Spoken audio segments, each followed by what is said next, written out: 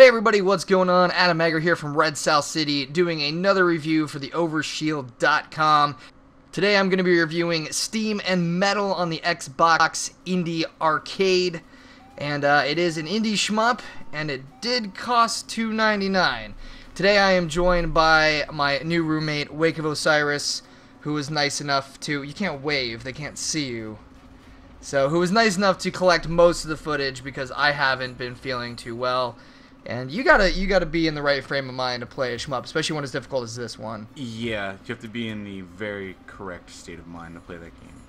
Okay, so this game is a very stylized, steampunk-inspired shmup. It's a vertical shmup, and it feels pretty good. Aside from every now and then, you have the Xbox, analog stick kind of slipping on you, because there are some tight corridors, and if you hit the walls, instant death, kind of like a Gradius kind of feel. Which is a bit of a bummer because you never really feel like you get much better at the game through multiple playthroughs. But it does look very nice. It does play very well, and there is a lot of rewarding aspects of it. Yeah. And enemy patterns are really good. I love the enemy patterns a lot. Like especially the ones that circle your ship and then you got to blow a hole through the top, and then go loop around. Go around and then shoot them all and get the points, though they don't really do much with the score, which is a bummer. But that is pretty interesting in the boss battles. The boss battles are something else. They're interesting, but it's a lot of memorization. So if you're going to play it, be prepared to memorize a lot of bullet patterns.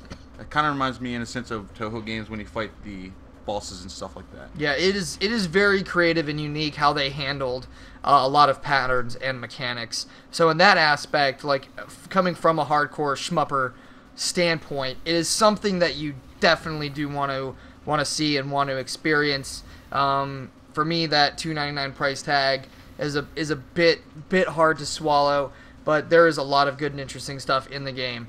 However, there are some downfalls. One of the biggest ones is knowing what you can collide with or fly over and, either be safe or get killed.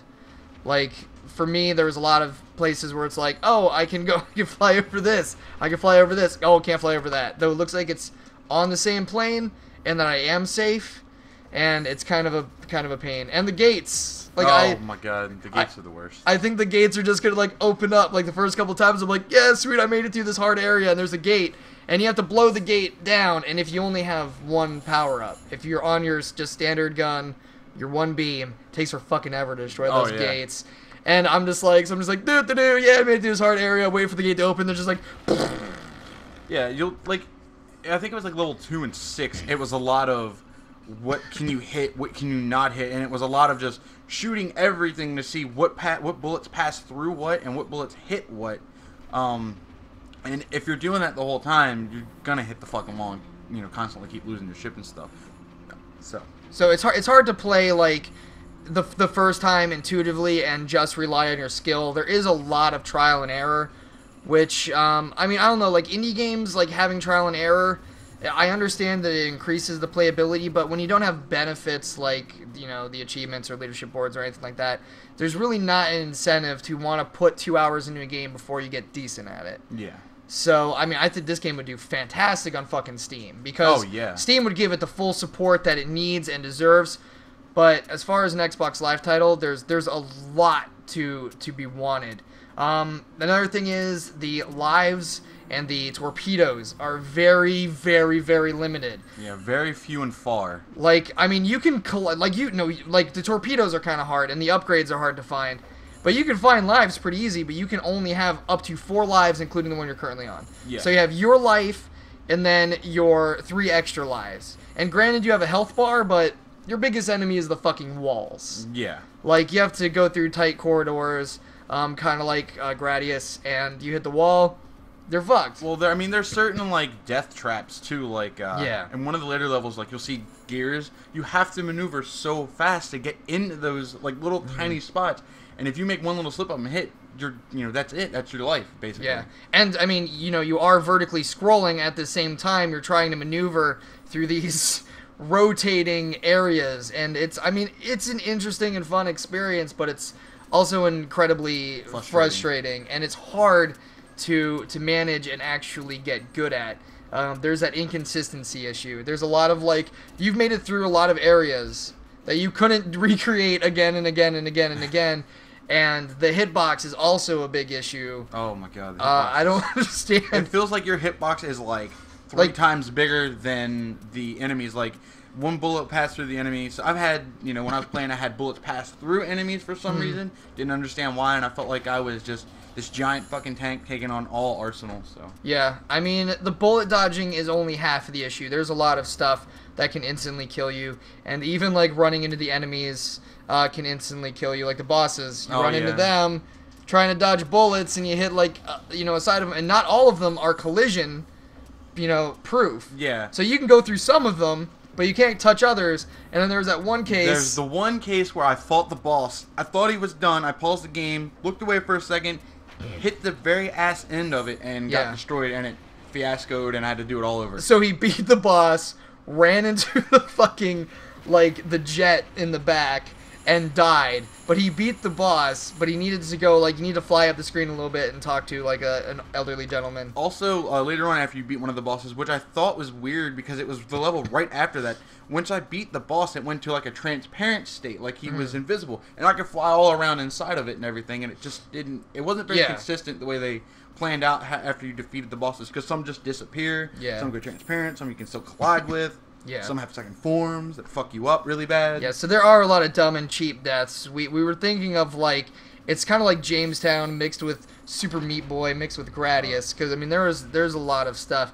But, yeah, there was a lot of dumb and kind of cheap deaths that did happen. And then there was a couple of situations, one in particular when you were fighting the boss, that you lost your entire invulnerability, temporary invulnerability after getting hit. Yeah, there was no invulnerability, like, frames. Like, I hit once, died, stayed in that same little, like, window, and, like I said, my hitbox is fucking huge. He took 2 of my lives back to back. Boom. So I was just like, okay. And it was very frustrating because, it's hard enough to get to the fucking bosses, let alone beat and it's them. hard, like we said, lives are far and few, too. Yeah, The good thing about it, though, is when you get the 50 multiplier, so.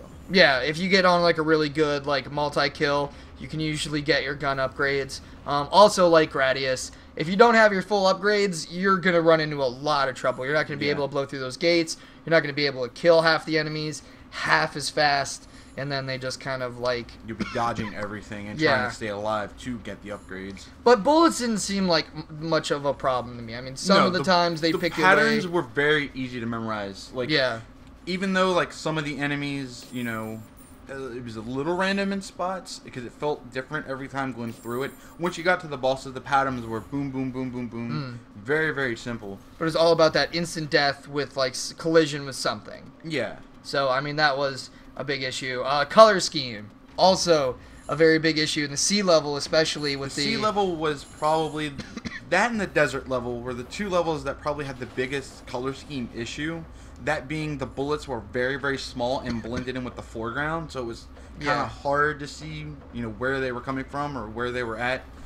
Yeah, so the bullets would be like a grayish blue, and they'd be like over the water, and you would have a hard time seeing them. Well, I mean, you have the health, which, I mean, it's never a big deal, but it's really hard when you cannot see. Yeah, well, that's like a lot of enemies would, start at the top, go to the bottom, and shoot bullets backwards up into the screen, and you wouldn't know where you're getting shot from before you knew it.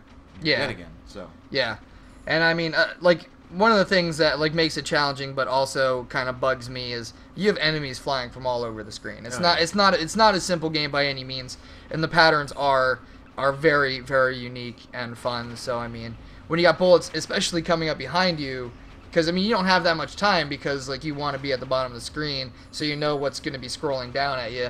But then when you get those same color bullets, it's like, aw, man. Yeah. So there are 6 levels. There are 6 levels in the game. Hell fucking is hell. I mean, really, it's painfully difficult. I mean, very, very interesting hazards and stuff like that, but... Two boss forms on the desert, you do catch a break, because that level's fucking easy. Yeah, the desert level had none of those, like, compact, like, areas with walls. So it was like, the desert level was just like, okay, we get to relax the thumbs a little bit, and it's not a big deal. But yeah, I mean, it is a really tight, controlled, interesting game. I mean, there are some issues. I mean, it is an indie game. Yeah. So I mean, you kind of expect that. For $2.99, you kind of expect more. Like maybe like a slowdown, like you played shmups that you can kind of hold down a button and go slow to kind of offset the fact that the Xbox 360 joystick kind of sucks. That would have been a nice feature. Slippery feeling, especially in those tight corridors. Yeah, multiplayer feature would have been good for the $2.99. Even local would have been nice for that game. Well, yeah, I mean you can't. I don't even know how indie does online. I don't even think that's fucking possible. Some games have it. So, but yeah, like a local multiplayer would have been cool. But I can see that it probably took a lot of work and probably a lot of quality assurance and going back, and so that $2.99, though it may be off-putting to most of you people, I mean, Bleed was well worth the $2.99. Yeah, so Bleed's a good game. For all the hardcore shmup fans who want to experience something different but kind of familiar and kind of a throwback to like the older shmups that we kind of grew up on and liked, I would definitely say check it out. I would give Steam and Metal a 7 out of 10. It was a lot of fun. I'm definitely glad that we got it. I'm glad you could help out with a lot of footage because my brain just wasn't in it. Yeah. But yeah. Powered through a lot of that. Yeah, but as frustrating as it was. But get the demo at the very least. Check it out. Give it a little bit of support. I'm Adam Agro. And Wake Up Osiris. Thank you so much for listening. Hope you enjoyed the review, and we'll see you next time.